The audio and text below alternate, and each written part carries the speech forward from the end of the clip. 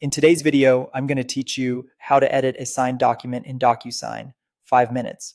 Here's the situation. Once a document has been fully signed in Docusign, it's locked to protect its integrity. You can't change it in place, so the correct workflow is to download a copy, invalidate the original if needed, make your fixes, and send a new version for signature. I'll walk you through exactly how to do that.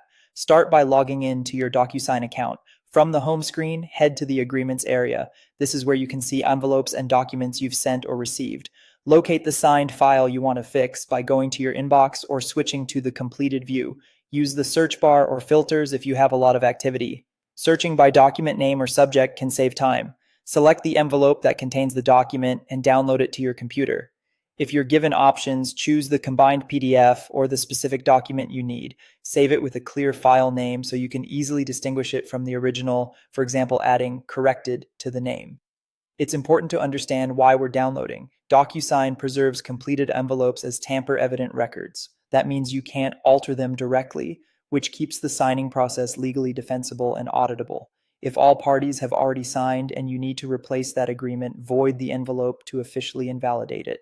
Look for the void option within the envelope, add a brief reason for the void, so there's a record of why it's no longer valid, and confirm. Recipients will be notified that the previous version has been voided.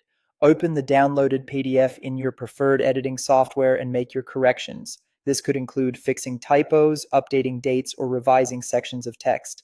Keep your changes focused on what's necessary, and when you're done, save the corrected file as a new PDF. Return to Docusign and start a new envelope. Upload the corrected PDF, add the recipients in the appropriate order, and place the required signature, date, and initial fields where they belong.